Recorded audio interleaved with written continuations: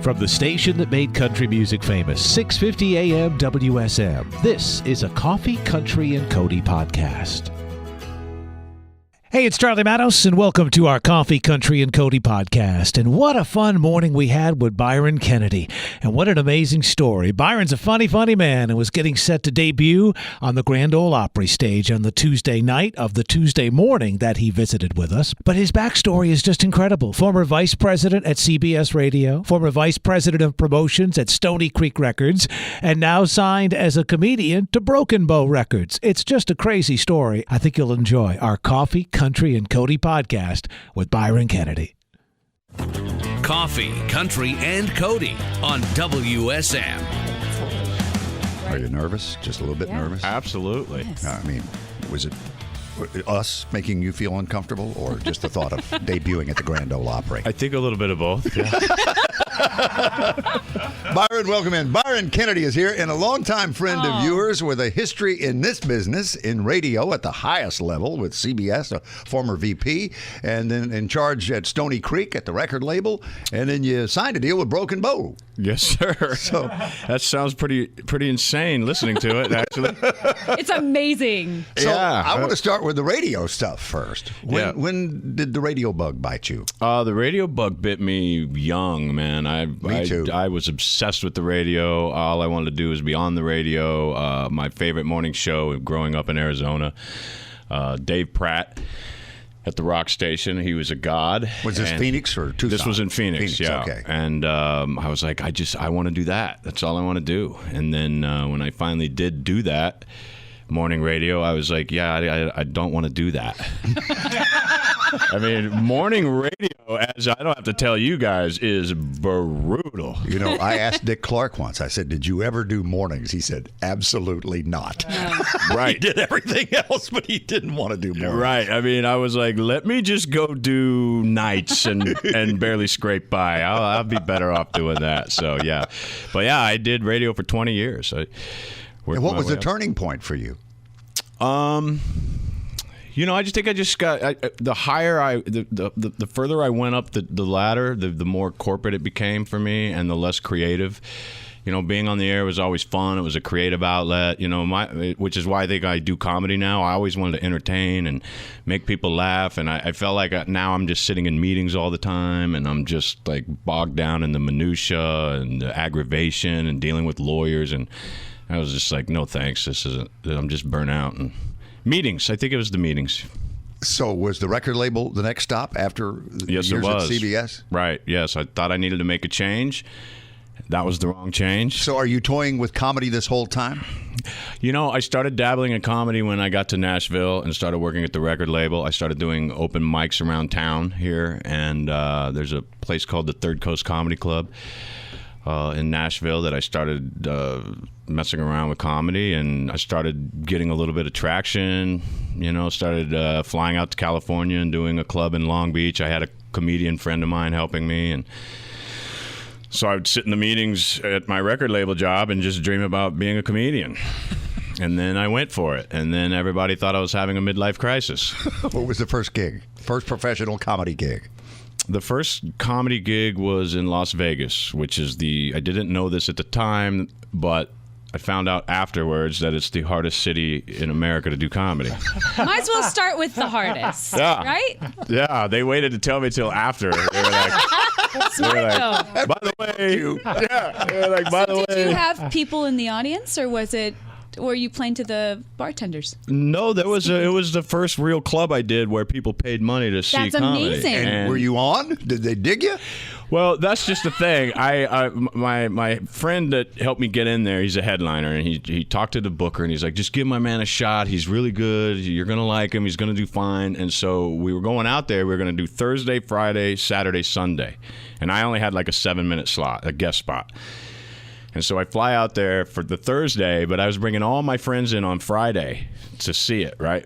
And then my headliner friend, before the show Thursday, he goes, hey, I just want to tell you, man, if you don't do well tonight, I don't want to put any pressure on you, but if you don't do well tonight, you're not going to be invited back tomorrow or the rest of the weekend. No pressure. I was like, I got people flying in tomorrow. He goes, it doesn't matter. If you don't do well tonight, They'll give you the hook. they'll give you the hook. They'll hook you, and that's it.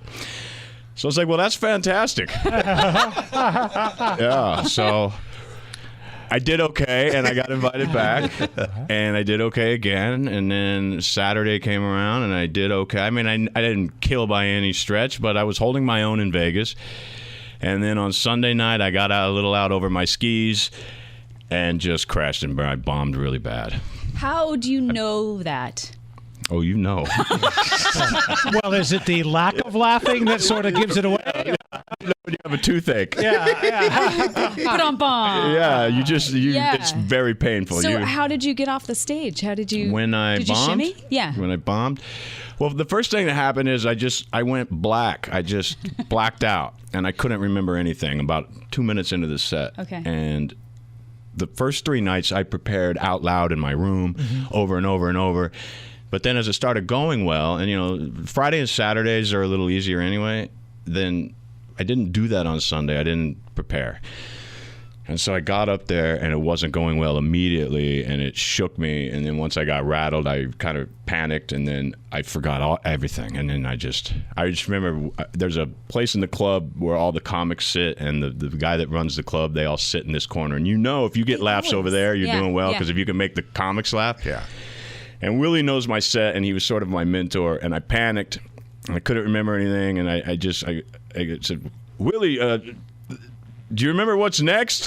Oh, no. And he yells, thank you, good night. Oh,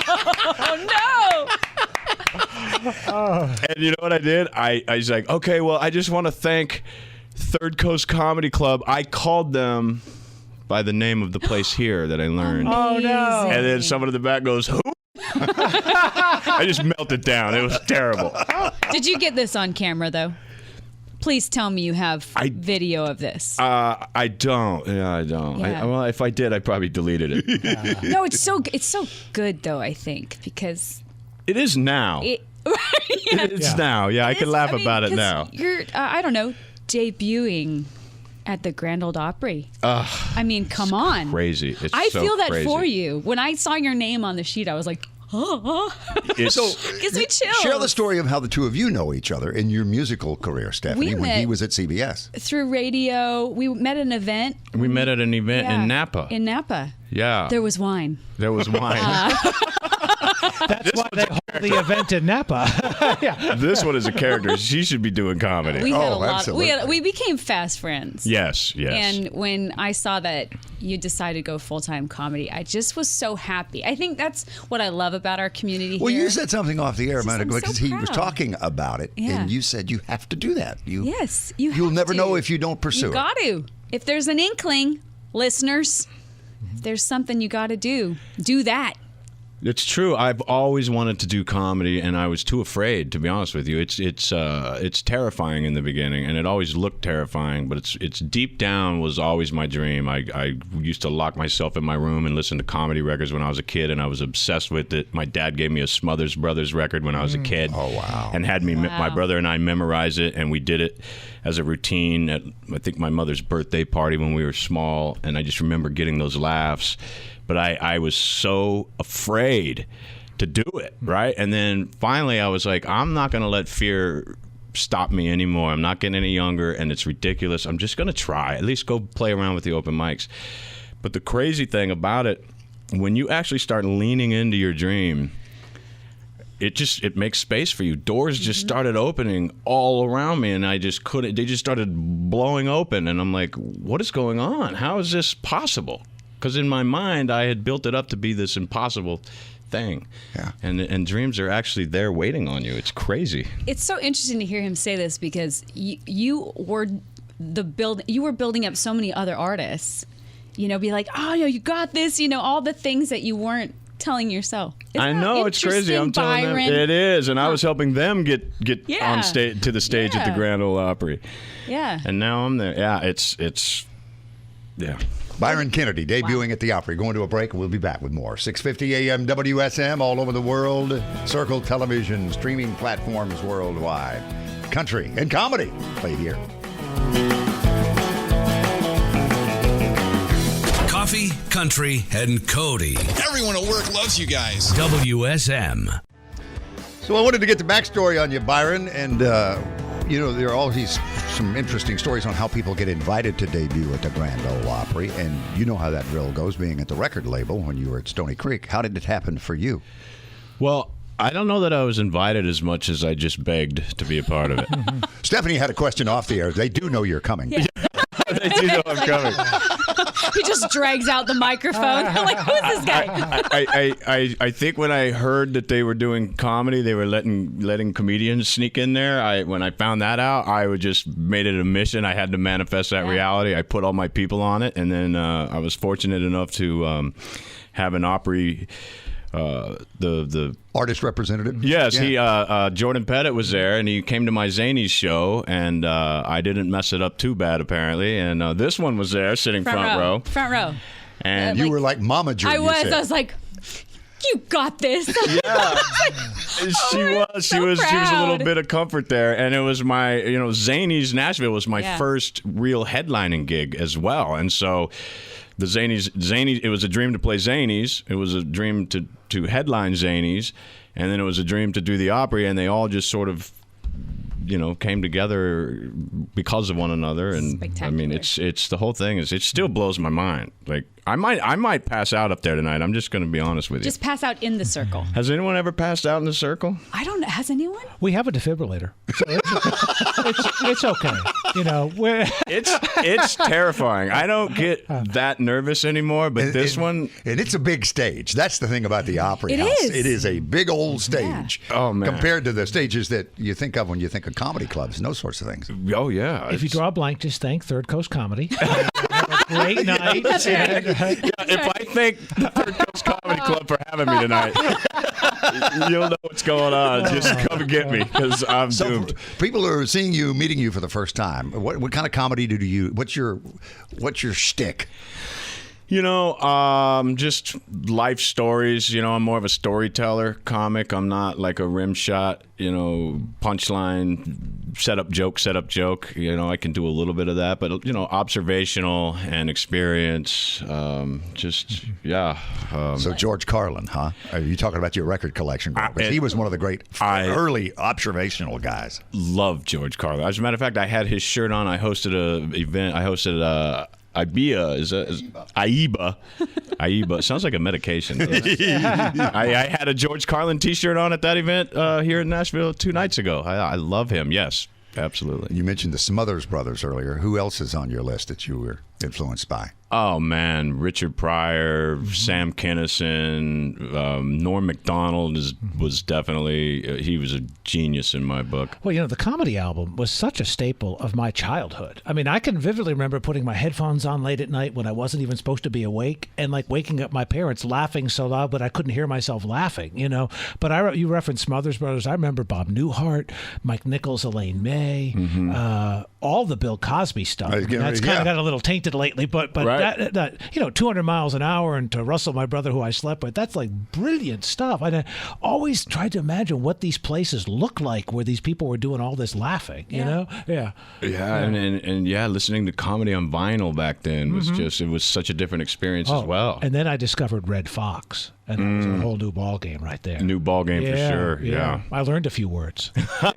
Yeah, I had a couple comedy albums I wasn't supposed to have as a child. I think Cheech and Chong was probably one of them. So. Had to hide that one under the bed for sure. And you know who my go-to guy was as a kid growing up? Was Jonathan Winters. Oh, Jonathan Winters. Absolutely brilliant. Absolutely. When he could slide into character and out of character in a split second, and he was so fast. Robin Williams was his hero was Jonathan Winters, I read. Genius. He was genius. Yeah. A lot of these guys, like, you listen to their stuff, even as a comic, you're like, they make you, sometimes I can't listen to that stuff because it's like, it makes me feel like, what am I doing? I can't do that. I can't even come close to that. So how addictive is the laugh? It's got to be like the standing O for a musician, right? It's a drug. Absolutely. Comedy will bring you the highest highs and the lowest lows. And that one, the first open mic I did, it was actually in Long Beach, California, and then the rest of them were here. But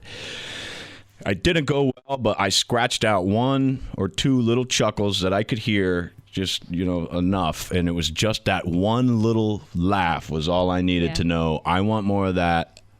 I'm in. If I can get more of that, and if I can get the whole room to do that at some point, and then the first time that happens, you're really done. The first time you make the whole room blow up, there's definitely no turning back. So what was your first on-air radio gig? First on-air radio gig was in Phoenix, Arizona. I was back then we played a lot of PSA shows on reel to reel, and I was the guy that would go in at 3 a.m. and load the reel, and it was the audio from the TV station. We would play their PSAs, and then during the commercial breaks, I would get to come on and do like a little 10-second announcement or the station ID or whatever. And man, I'd tell all my friends, be listening at 3:30 in the morning. I'm going to do the ID. And they were like, oh, and then none of them listened. And I'd be like, hey, what'd you think? Oh, you sounded great. As we wrap up, did you know the Grand Ole Opry and WSM? Were you familiar with our story of now 97 years in your early radio career? Yes, because my father was a big country music fan. He loved Minnie Pearl and Hee Haw and all of that. And like he loved the Opry. He loved all of it. So he got me into country music young. And so, but, you know, once I got to town and started working in the industry, I really became aware of just what, I mean, I knew it was a big deal, but man. Yeah. Our next stop is 100. You know, we just turned 97, so we're making plans for that centennial coming up. That's crazy. Isn't that something? Awesome.